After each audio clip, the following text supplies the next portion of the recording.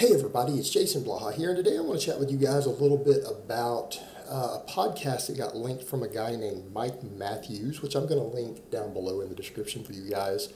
I'm going to start it, I think, about 13 minutes in, because that's where some of it gets interesting. But Mike is one of those guys that, he doesn't have as big of an outreach as me, but he does do his own separate website, and he's one of those guys that I do consider to be one of the good guys in the industry. I actually kind of like what the guy's doing. Contrary to all these bullshit artists out there. So let me put on my +5 hat of weaponsmithing, work on skilling up my crafting a little bit, and let's talk about this. And the people who aren't familiar with Mike, what you guys need to remember is that he is promoting natural lifting. The guy does look the part. You know, everyone out there says, well, I don't want to listen to you, you don't look like a bodybuilder. And all that other nonsense. But he is one of those guys who is saying a lot of the same things I am about training, about how naturals need to train, the problems with the community and other nonsense. He's one of these guys who is telling you that you need to do big heavy compounds and that size equals strength. Focus on the big barbell lifts, although he focuses a lot on getting really lean on top of it and how to balance those two. But he's one of the guys who will tell you you need to build a base on all the big barbell exercises if you want to approach anywhere near your drug-free limits. But he talked about a lot of that research that other people out there try to debunk. And it's one of those things where I got kind of upset at Omar and Greg Nuckols, who wanted to completely disregard that research and they wanted to endorse fake natties. One of the things that he did early on I thought was funny was that he did point out how a lot of people out there in the community, they do give fake stats also, and that's also really true, because lots of people have always given fake stats, and the truth is their measurements aren't even what they claim they are. And I mean, truth be told, people look back historically. If you honestly think Arnold Schwarzenegger had 22-inch arms, again, you're not familiar with proportions. I mean, that's a perfect example. Bodybuilders always lie about their arm measurements. Tons of them lie about their height and everything else. It's like I was telling you guys before, I know multiple guys who are big names out there who absolutely I have met in person, and they lie about their height. Their official stats, their official IFBB stats are lies. They are clearly like 3 inches shorter than they claim to be, and that's Kai Green, Jeff Side. I've met these guys in person. Their stats aren't real. Their stats are definitely not real. So that's a perfect example. So if guys are going to lie, as far as bodybuilders and physique guys are going to lie about their height, that's not even published. Really, a lot of their measurements aren't right, so they'll claim to have a certain arm or wrist. So that was an interesting point, and that makes some of these calculations a bit more difficult too, doesn't it? That's one of the problems we run into looking at the fat-free mass index, is that we don't always know the height of guys, and if guys are giving 2 or 3 inches difference in their height versus their weight, it can make these calculations difficult. But he did raise some good points about these studies, and you have people who will always jump up there and they don't want to take that old study seriously that Mike went into talking about normalized fat-free mass index, because first of all, it could hurt their business. It could hurt the business of people that they work with. They have a financial interest. Number two, they always disregard the body fat end. You know, and I thought it was interesting because he brought this up too, you know, so you're looking at body fat.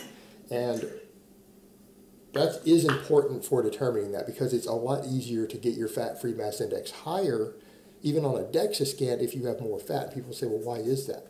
Well, even Greg Nuckols himself put out some information the other day about that, showing that actual fat loss will show a loss of lean body mass, even if you keep all your muscle. That it goes hand in hand, because there is connective tissue in your fat that is lean mass. It is fat-free mass. There is connective tissue through there, and as you lose body fat, if you lose 15 pounds of body fat or 10 pounds of body fat, you are going to lose some of that connective tissue through there, because your body doesn't need it anymore, and that is technically lean mass. That is lean mass. So you'll always see lean mass loss when you're losing body fat. You'll always see some, unless you gain muscle. So it is important when we start looking at very, very lean people that there is going to be a difference there, because it comes down to, then we're getting more into how much muscle do you really have, versus people who are fatter. Like you take sumo wrestlers, for example, who have much higher body fat. So you see sumo wrestlers who, when they stand on a DEXA scan, are like 28 fat-free mass index. But leaner guys You start talking about leaner guys who have a higher than 25 fat-free mass index, which he goes into, the odds of them being clean are low. It's almost non-existent. And take some guys who I've endorsed, for example. Because Mike has similar experiences, and that's what he points out. In his experience, there aren't natural lean guys walking around higher than 25. There might be one somewhere, but they would be a genetic anomaly.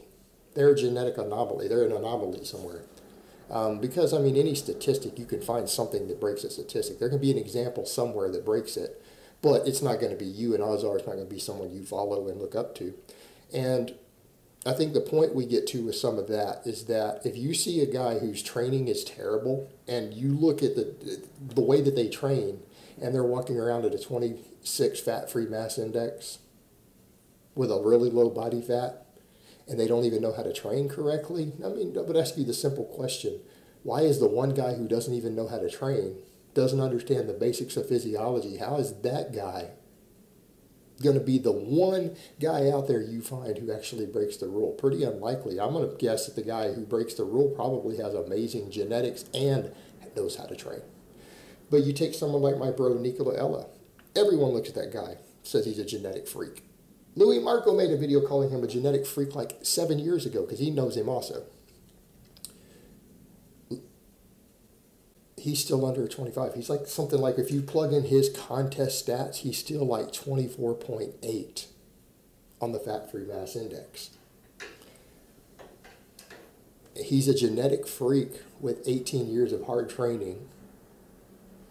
Reps out 315 on the bench press. As a natural, can high bar squat 500 pounds. He cranks out 405 for 7 or 8 reps on high bar squat. Guy can deadlift over 600 pounds while weighing in the 190s, right? Guy is brutally strong, especially for a natural, incredibly jacked, to the point where he often is accused of being a fake natty, obviously genetically gifted, and he still is just under the 25 when he's lean. He's still under it. And what Mike pointed out is that what the studies looked at is the opposite of what people say. Everyone looks at that and they want to talk about this ceiling. But the other thing, and this is what I like what he pointed out, is that they assume that anyone who's under that must be natural also. Well, that's also not true either. It's absolutely not true. And the reason I would say that, there are lots of guys who aren't that big who are on gear. And what they found in their research, when people, it was measured when people who were looking at these fat-free mass indexes talked to people and took measurements and stuff, they found that half of the guys on steroids were under 25 also. So that's not a defense, and that's the thing that's crazy, is that when you have this research looking at it and they couldn't really find examples of lean guys over a 25, and no, honestly, the training world hasn't come that far since then. Like most of the training information that's been put out hasn't been better. Routines are worse now than they were 30, 40 years ago. The training routines that bodybuilders are routinely using in gyms actually produce less muscle growth, if you were to study them, than the routines guys were using 40 years ago. So no, the training hasn't improved. It hasn't improved at all. And when you go look at it and you realize that they couldn't find guys doing that, and half of guys who were on steroids were lower than that, it starts to become ludicrous when people pretend like they want to claim that there's going to be a bunch of exceptions and this data is off, because what they're essentially saying is that, in spite of studies to the contrary, showing that steroids cause more muscle growth than training, even than the sedentary, in other words, people who have been studied who train versus people who are on anabolics in lab studies over the course of like 20 weeks who were completely sedentary and didn't work out, the sedentary people on steroids gained muscle faster than the people who lifted weights. So then they want you to believe that magically guys who just train hard are going to suddenly magically outgrow the guys who are on gear. That is what people are saying. And I like that Mike did point that part out, that half of the guys on steroids were still under 25 fat-free mass index. And the average steroid-using bodybuilder that they found who didn't, we're not talking IFBB, but just people surveyed in studies, and they pulled casual guys from the gym, The drug users had an average fat-free mass index of like 24.5. The average guys. Whereas in the average natural was even, bodybuilder was down in the 23s. And that's the ironic part. It was ironic that you had guys like Eric Helms have gone and defended this. Greg Knuckles has defended this. Omar Isuf has defended this. All these guys are well under 25. I mean, Eric Helms with a PhD in nutritional science, which he did on bodybuilders, obviously knows how to train. Himself is in the 23s. That's the best he can do. A decade of legitimate hard training with hopefully perfect nutrition. I mean, he has a PhD in nutritional science. He couldn't get himself higher than in the 23s. He couldn't even break 24 fat-free mass index. He couldn't even hit 24, let alone 25. So I think if you look closer at what Mike is talking about, and he points that out, that it's not like 25 is normal. I mean, people are throwing the ceiling on it, whereas in 25, a 25 fat-free mass index for a lean guy, that is the genetically elite. The non-genetically gifted, the Eric Helms of the world, they can't reach it, even with perfect training and perfect nutrition in a decade. And Eric has admittedly done a cycle. He's not even a lifetime natural, and he still couldn't hit it.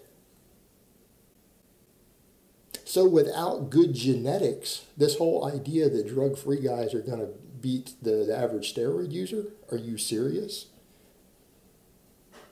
Even the average steroid user was less than 25. And we know that the drugs produce more muscle growth than actual lifting does. I'm sorry, guys, that's reality. That has been studied. It has been studied. Why do you think you do see guys at your gym all the time who are pretty jacked, who really don't know how to train? Why do you think that is? Not hard to figure out. So I do really appreciate the fact that in there Mike pointed that out, that the average steroid user was less than 25, not just that the natural bodybuilders were. So I think the take home there is that when you start looking around and you see guys running around screaming, oh, I'm natural, and they're on a 5-day bro split with a leg day, they train their legs once a week. They train their chest once a week. These big muscles, they train their back once a week. When we know that that produces the slowest muscle growth normally, that they're doing that and that they magically have a fat-free mass index higher than the average steroid user and higher than you see even in professional natural bodybuilders in the pre-steroid era? Seriously? And then people want to defend that and say, well, they might be natural, they train really hard and they're a genetic anomaly. What do you think the probability is of that? You guys really, I mean, if you're really buying that bullshit, if you're really going to buy that bullshit, I have some real estate for sale. I have some oceanfront property in Arizona that I will give you at a really good price. Contact me. Right?